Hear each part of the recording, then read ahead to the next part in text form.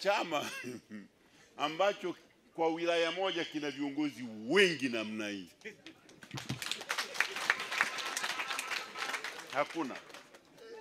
Hiyo ndio inafanya CCM kuwa chama kikubwa kuliko vyote katika Afrika. Kwa sababu msingi wake unaanzia chini kabisa. Kila nyumba 10 kuna kiongozi. Leo mwaka huu tunatimiza miaka 61 tangu muungano. Tunatimiza miaka 64 tangu uhuru wa Tanganyika. Ndugu wananchi, kabla ya nchi yetu kujitawala, na hasa nianze pale ilipojitawala, baada ya ukoloni wa miaka 70, ukoloni wa Wajerumani wa miaka 30 na ukoloni wa Waingereza wa miaka 40, walituacha katika hali mbaya sana. Vijana hawawezi kujua, hawakuwepo. Sisi tuliokuwepo lazima tuwasaidie wajue, wawe kama walikuwepo. Kwa upande wa elimu, katika muda wa miaka 70 ya ukoloni, Mwalimu Julius Nyerere alichukua uongozi wa nchi yetu wakiwepo wahandisi wawili. Wangapi? Wawili. Nchi kubwa kama Tanganyika ilikuwa na injinia wawili. Ilikuwa na daktari mmoja Mwafrika na daktari 11 Wahindi, na walikuwa wanatibu watu waliokuwa wanakaa Upanga, Dar es Salaam, ambako walikuwa wanaitwa Uhindini. Huku kwetu Busega nasema kwetu maana hata mimi natoka Bunda. Yaani wakina mama wa huku kwetu wenyewe walikuwa wanazaa kama unavyoona ng'ombe, maana ng'ombe haendi kliniki. Sio kujifungua ni tato, kule ni kuzaa. Sasa wako vijana wenzenu wanasema miaka 60 hakuna chochote. Hao wanaosema hivyo wamepotea njia. Nyinyi mmesoma, nendeni mkagugo, mkajue nchi yenu ilikotoka. Mtajua jitihada iliyofanywa na waliotutangulia kwa kazi kubwa ambayo imefanyika. Hivyo ndivyo ilivyo. Sasa wako wengine Ulaya, wale wanaitwa wakoloni mamboleo, wanauliza demokrasi, kwa nini CCM imekaa sana? Na sisi tunawauliza, tulipodai uhuru tulikubaliana tutakaa mpaka lini?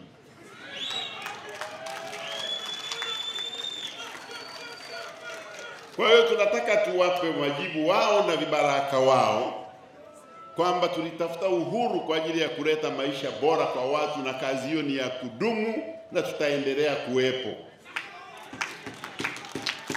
Mkutano mkuu uliofanyika Dodoma tarehe 18 mpaka 19 ulifanya maamuzi, kwa sababu Irani imetekelezwa kwa asilimia kubwa na viporo vidogo vidogo vinaendelea kutekelezwa kuelekea uchaguzi.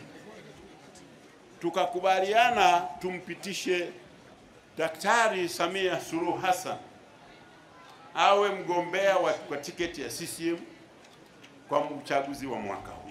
Nyinyi mnasemaje Kahama? CCM oye!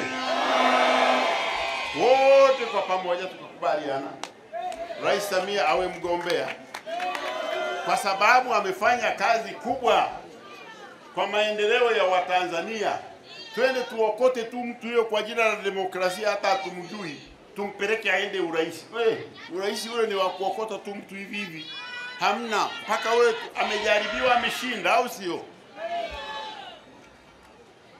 Hiyo nayo tukaamua Dr. Emmanuel Nchimbi ambaye ni kijana zaidi, awe mgombea mwenza, na sisi chama chetu ni chama cha watu wazima na chama cha vijana. Maana bila vijana kukiunga mkono, wazee tukiondoka kitakosa mwenyewe. Tunathamini vijana, tukamweka kijana Emmanuel Nchimbi amsindikize Rais Samia. Rais Magufuli alikuwa anasema hapa kazi tu, na alipoingia Rais Samia akasema kazi iendelee. Sasa nawauliza watu wa Itilima, kazi imeendelea iendelee? Imeendelea. Imeendelea kabisa. Imeendelea mpaka imepitiliza. Na ushahidi tunao. Wakati rais wetu Magufuli anaondoka, alituachia ujenzi wa reli.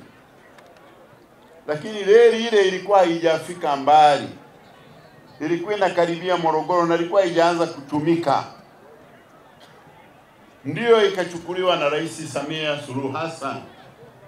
Na kwa kipindi cha miaka 4 ya uongozi wake, hiyo reli imefika Makutupora Dodoma. Na sasa mabehewa yanatoka Dar es Salaam yanaenda mpaka Dodoma, na hata wangetaka yafike Makutupora yangefika. Na wakati si hivyo tu, Rais Samia alikuja Mwanza na akaanzisha ujenzi wa reli ya kutoka Mwanza kwenda Isaka. Na hiyo reli sasa imefikia 70%. Na kutoka Isaka kuna mtu anajenga kwenda Tabora. Na kutoka Makutupora kuna kampuni inajenga kuja Tabora. Kwa hiyo kwa miaka 3 ijayo, treni ya reli ya kisasa itafika Mwanza. Bwawa la umeme la Nyerere, marehemu Magufuli, Mungu aiweke roho yake mahali pema, aliliacha lina 30%. Leo hivi ninavyozungumza limefika 100%. Na mashine zote 9 zimeshafungwa. Na zikifunguliwa zote zinatoa umeme megawati 2150, na ukiongeza na zile tulizokuwa nazo nje ya lile bwawa, Tanzania inajitosheleza kwa mahitaji yote ya umeme. Matatizo mengine haya unazimika unawaka ni matatizo ya miundombinu, sio ya uzalishaji, ambayo na yeye yanaendelea kufanya nini? Kushughulikiwa. Kwa hiyo nawaambia kazi inafanyika. Tuna historia kubwa ya ukombozi katika Afrika na Tanzania. Sisi msitulinganishe na UDP, wala msitulinganishe na Chadema. Kutulinganisha na vyama hivyo ni sawa na kulinganisha kuku na vifaranga. Sisi tuna historia kubwa. Wakati sisi tunachagua mgombea, wao walikuwa Dar es Salaam pale wanatukanana kwa siku 31. Wanachama wana nguvu ya matusi. Wamemtukana Mbowe mpaka amepotea. Yaani kumbe matusi yanaweza kufanya mtu akapotea. Mbowe hajulikani aliko, haonekani. Sio kwamba amefariki, yupo, lakini bado anauguza madonda yanayotokana na matusi.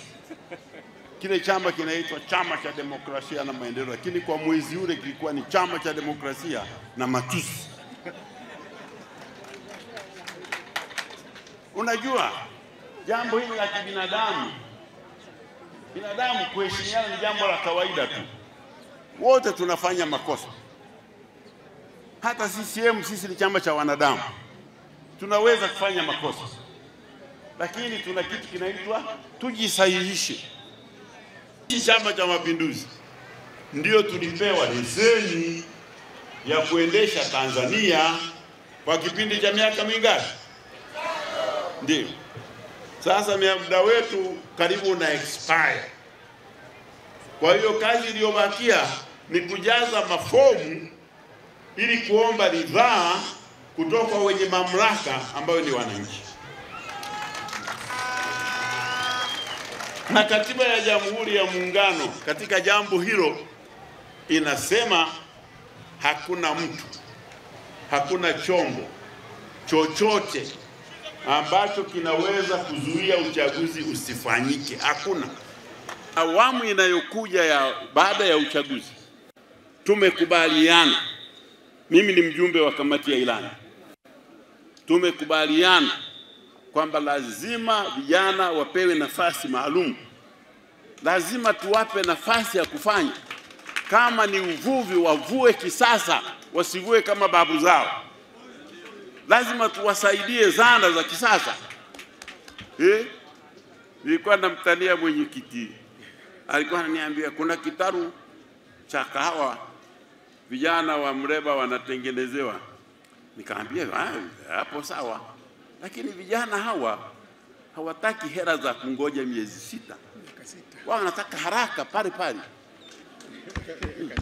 Ndio ujana huu. Wala uwezi kuwalaumu wao, umewasomesha kwanza, alafu umewapa simu na televisheni, wanaona dunia, wanataka kuiga dunia. Kwa hiyo viko miradi ambayo vijana wakipewa wanafaidika. Moja ni uvuvi wa kisasa, unawapa zana, wanaenda wanavua. Kama ni kilimo, waingize katika kilimo cha mazao yanayoiva haraka. Ndiyo bustani, anavuna nyanya, anauza, ananunua vocha. Maana kwa vijana anaweza kulala njaa lakini akawa na vocha, au sio? Hiyo, huo ndio ukweli. Kwa hiyo tutaenda na ilani, na baada ya uchaguzi tutaleta program ambayo inakuja kusaidia kuongeza mapato kwa watu wote, na vijana ndio wengi, ili na wao waweze kufaidika.